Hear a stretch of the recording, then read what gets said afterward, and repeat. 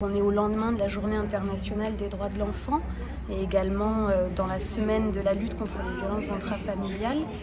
Donc aujourd'hui à la possession, on sensibilise les élus et tous les membres du comité de direction, donc les directeurs des différents services, à l'impact des violences intrafamiliales sur les enfants. Et ensuite, en seconde partie, nous allons rechercher les pistes d'intervention sur notre territoire.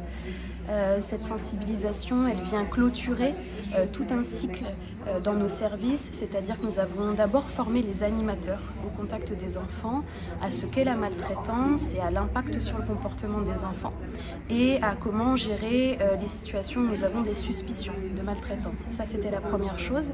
Nous sommes intervenus auprès des enfants même de CM2 avec l'association Les Maltraitances Moi J'en Parle pour libérer la parole et pour informer les enfants de leurs droits. Suite à ça, nous avons quand même eu la moitié des enfants qui ont partagé via un questionnaire le fait qu'ils ont été victimes soit d'abus sexuels, soit de violences, soit été témoins de violences intrafamiliales, donc ce qui est quand même énorme. Et donc enfin, là ce matin, on sensibilise tous ceux qui peuvent décider pour l'avenir, ceux qui peuvent aussi agir dans leur service au quotidien pour mieux repérer, pour mieux orienter et pour mieux accompagner, tout en partageant aujourd'hui un langage commun et des connaissances communes sur l'impact de la maltraitance sur les enfants et sur les futurs adultes. Voilà, donc ça a été organisé en partenariat avec le CCAS, la Caisse des écoles et bien évidemment la ville, tous ensemble.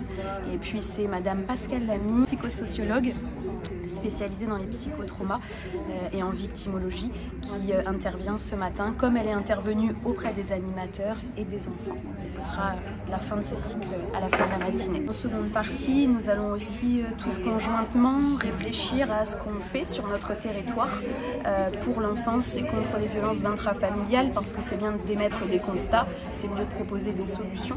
Donc actuellement, il existe déjà des choses. On intervient dans les écoles, on fait des débats philosophiques pour apprendre aux enfants à exprimer leurs émotions.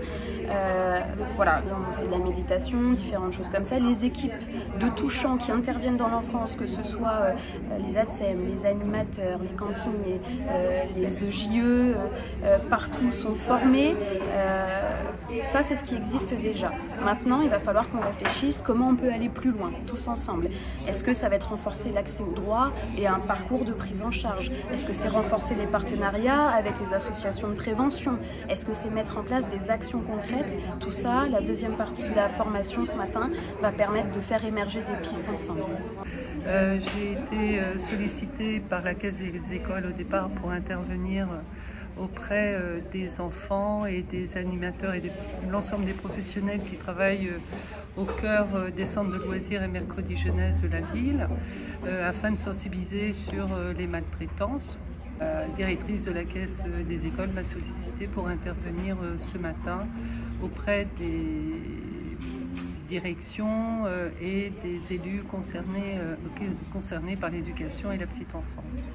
Voilà, donc l'idée c'est de sensibiliser sur les violences de manière générale en apportant des chiffres et également aussi sur les conséquences de la violence intrafamiliale et les résonances que peut avoir l'enfant sur son développement, comme des troubles du comportement, de la concentration, des troubles alimentaires, etc., qui peuvent jaillir après cette situation vécue dans la zone familiale.